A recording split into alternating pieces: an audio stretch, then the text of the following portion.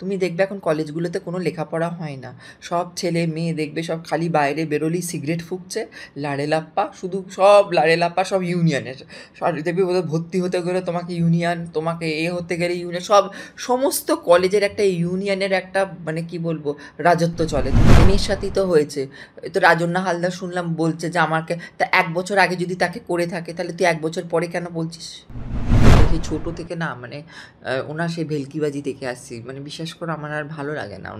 ওনার নাম আমার কাছে করো না প্লিজ, আমার নামটাই শুনলে আমি বিশ্বাস করো, আমি এই যে আমার শরীর খারাপ তো আমি বসে আছি, আমি যত ভাবি ওনার মুখ দেখবো না, ওনারে আর ঠিক আমার মোবাইলেই যত আসে বিশ্বাস করো।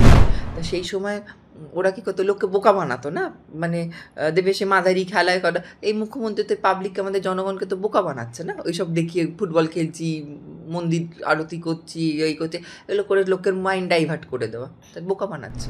আর হাজার হাজার জায়গায় তার মামুনিদের সাথে তার লীলা খেলা করে এসছে। মনোজিৎ তো হাজার জায়গায় মামুনিদের, সব ভালো ভালো মামুনিদের সাথে লীলা খেলা করেছে, এখন কোন মামুনি ওকে লাভ বাইট দিয়েছে সেটা তো এখন দেখতে হবে না।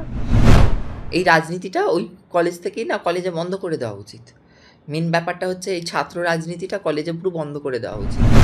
দিদি, একেবারেই আমরা যেমনটা জানি আপনি দীর্ঘদিন একেবারে অসুস্থ ছিলেন, দিল্লিতে ভর্তি ছিলেন, মানে অনেক জায়গা থেকে বিভিন্ন কমেন্ট আসছে যে আপনি কেন এখনও কিছু বলছেন না, এত কিছু ঘটনা ঘটে গেল আরজি কর, যেখানে এখনও দগদগে, আবারও ল কলেজ। হ্যাঁ, আমি সত্যি কথা বলতে গেলে দীর্ঘদিন অনেকটাই অসুস্থ ছিলাম, আমি এখনও অসুস্থ, ইভেন বেড রেস্টেই রয়েছি। আমি এখন কোথাও বেরোতেও পাচ্ছি না, কারণ কোথাও বেরোচ্ছি না আমি এখন।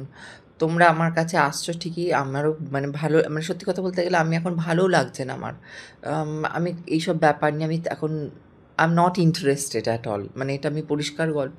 তখন আমার নিজের শরীর ভালো নেই এখন, তা আমার যার শরীর ভালো নেই, আমি নিজের শরীর খারাপ, তোমরা জোর করে আসো আমার বাড়িতে, এসে আমাকে বলছো ঠিকই।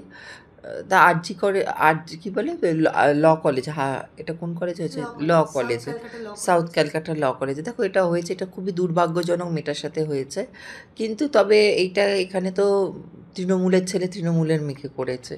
যখন আমরা আরজি করের সময় প্রতিবাদ করেছিলাম তখন তো আমাদেরকে তো দাগিয়ে দেওয়া হয়েছিল, এরা আমাদের বাংলার মুখ্যমন্ত্রীর নাম বদনাম করেছে, এরা আমাদের আমাদের কালিমা লিপ্ত করেছে, আমাদেরকে আমাদের সাথে এরা আমাদের বাংলাকে ছোট করেছে অন্য স্টেটের কাছে, অনেক কথা বলেছিল, আমাদেরকেই করা হয়েছিল। তা সেই ক্ষেত্রে এখন তো এবার ওদের নিজেদের ঘরের ছেলে ঘরের মেয়েকে করেছে, এবার ওরা বুঝুক। কিন্তু দিদি সেই জায়গায় দাঁড়িয়ে এই মুখ্যমন্ত্রী তথা পুলিশ মন্ত্রী আমাদের, সে কিন্তু এখনো একটি বাক্য ব্যয় করেননি। সেই জায়গায় উনি করেননি, উনি করবে কি করে, ওনার তো মুখ নেই, মুখটা থাকলে তবে তো উনি করবেন না। সেখানে দেখো ওনার নিজের দলের লোক করেছে, তা সেখানে উনি আর কী বলবেন? আর ওনার দলের লোক যখন, তোমার নিজের ঘরের লোক যখন দোষ করবে তখন তুমি মুখ খুলে বলতে পারবে যে আমার লোক দোষ করেছে? অন্যেরটা হলে তখন দেবে জোর গলায় লোকে চেঁচিয়ে বলে, নিজেরটা হলে তখন আর বলে না। কিন্তু আমাদের এটা একটি শিক্ষা প্রতিষ্ঠানে হয়েছে, অর্থাৎ দক্ষিণ কলকাতার ল কলেজ, আমাদের শিক্ষামন্ত্রীও কিন্তু এখন একটু চুপ।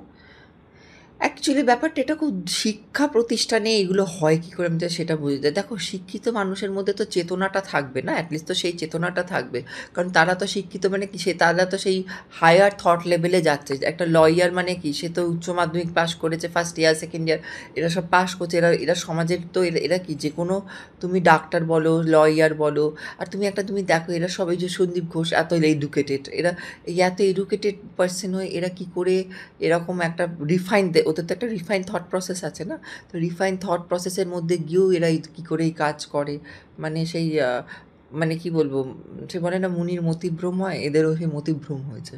কিন্তু আমরা দিদি একেবারে সোশ্যাল মিডিয়ায় সেই মনোজিৎ মিশ্র, অর্থাৎ কলেজে যিনি ম্যাঙ্গো বলে পরিচিত, তার একেবারে একাধিক ছবি দেখতে পেয়েছিলাম একেবারে শাসক দলের তাবর তাবর নেতার সাথে।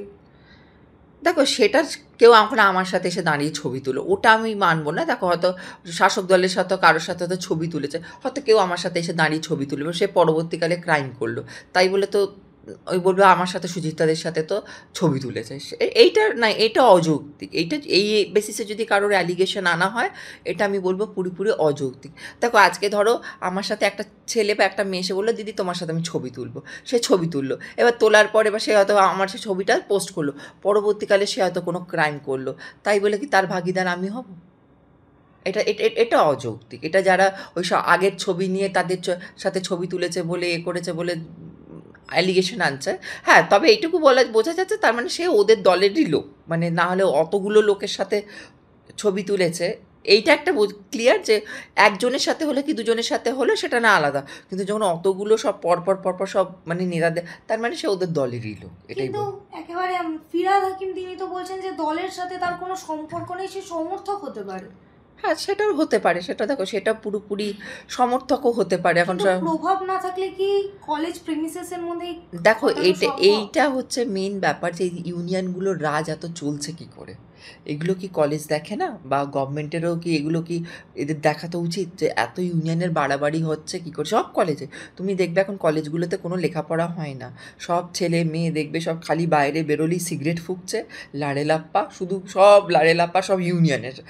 দেখবে ওদের ভর্তি হতে গেলে তোমাকে ইউনিয়ন, তোমাকে হতে গেলে ইউনিয়ন, সমস্ত কলেজের একটা ইউনিয়নের একটা মানে কি বলবো রাজত্ব চলে। তুমি দেখবে যেটা হচ্ছে শিক্ষা প্রতিষ্ঠানে এই পলিটিক্সের এই ইউনিয়নের দাপাদাপিটা বন্ধ করা উচিত। তাহলে দেখবে কি বলো তো, পড়াশোনাটা এখানে তো কী করতে আছে, পড়াশোনা এখন আর পড়াশোনাটা সব লাটে উঠেছে, এখন হচ্ছে সব ওই লাড়ে লাপ্পা করে আর ইউনিয়ন করে।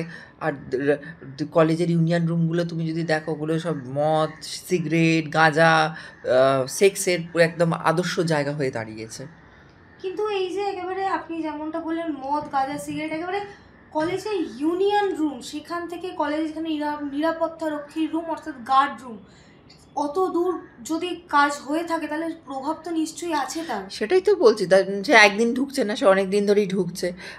আর তারপর কি এইসব ঘটনা তো অনেক দিন ধরেই হয়েছে, অনেক মেয়ের সাথেই তো হয়েছে।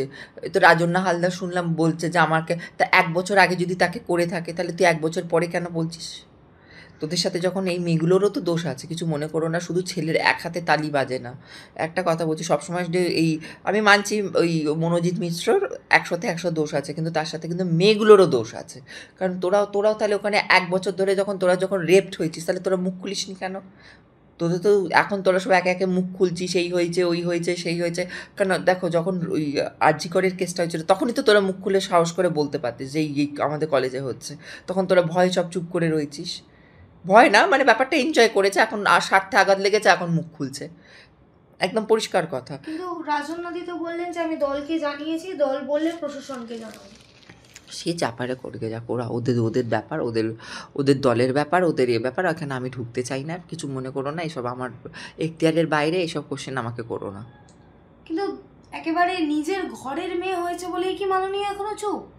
সেটা তুমি আমাকে কোশ্চেন না করে মাননীয়ার বাড়ি যাও না, তুমি এখানে না এসে তুমি মাননীয়ার বাড়িতে এই কোশ্চেনটা করো না। মাননীয়া চুপ কেন, মাননীয়া কথা বলছে না কেন, তুমি আমাকে খালি প্রশ্ন করছো কেন?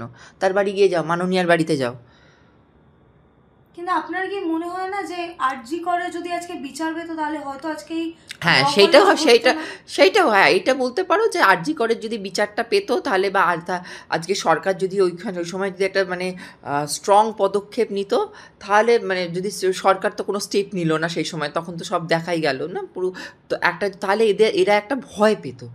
ব্যাপারটা হচ্ছে আমাদের সমাজ কি জানে, যে সরকার, আমাদের প্রশাসন, আমাদের এই মানে রেপের এগেনস্টে আছে, এরা আছে, মানে এগুলো এই যে সন্দেশখালি হলো, হাঁসখালি হলো, তারপর হচ্ছে পার্ক স্ট্রিট হলো, কামদুনি হলো, সব পর এতগুলো হওয়ার পর সব দেখছে, যখন ধর্ষকরা দেখছে যে এখানে তো ধর্ষণ করলে দিদি ওদেরকে টাকা দিয়ে দেবে, আমরা ছাড়া পেয়ে যাবো, এটা পরিষ্কার বুঝে গেছে। তাই জন্য ওরাও ধর্ষকরা এই জন্য আজকে এত বাড়াবাড়ি।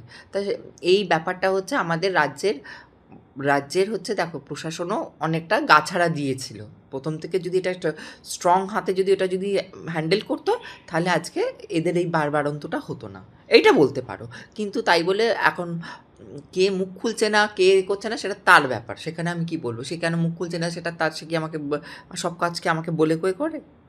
কিন্তু দিদি একেবারে যেখানে রাজ্যে এই একের পর এক ধর্ষণ, খুন থেকে শুরু করে চাকরি নেই, ডিএ পাচ্ছে না, সেই জায়গায় মুখ্যমন্ত্রীকে আমরা দেখছি খেলা মেলা, দীঘার মন্দির, এই শোনো, ওনার ভেলকিবাজি অনেক দিন ধরে আমি দেখেছি, আর ভাল লাগছে না সত্যি কথা বলতে। সেই ছোটো থেকে না মানে ওনার সেই ভেলকিবাজি দেখে আসছি, মানে বিশ্বাস করো আমার আর ভালো লাগে না।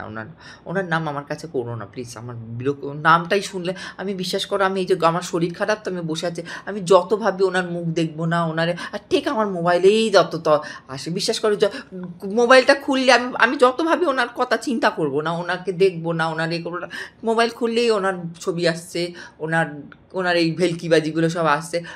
আমি লাস্টে মোবাইল বন্ধ করে রেখে দিই, মানে আমার আর ভালো লাগে না, বিশ্বাস করো। প্লিজ ওনার কথা আমাকে এই যে বলতে আপনি শোনো। বললেন কোট আনকোট ভেলকিবাজি, কেন বললেন? তো ভেলকিবাজি না তো কি, উনি তো লোককে ভড়কি দিচ্ছে না।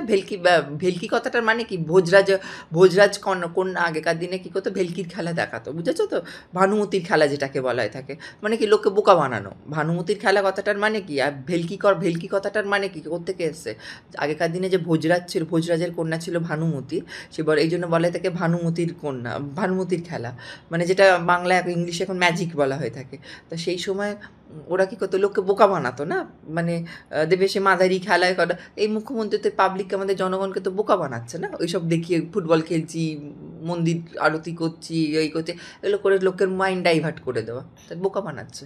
কিন্তু দিদি এই যে তৃণমূলকে করেছে, যে প্রসঙ্গটা বারংবার উঠছে এই ল কলেজের কসবা কাণ্ডে, অর্থাৎ সেই জায়গায় দেখা যাচ্ছে আমরা কলকাতা পুলিশের ভূমিকা কিন্তু ঠিক 1 বছর না হওয়া এখনো আরজিকর ঘটনাতেই দেখেছিলাম।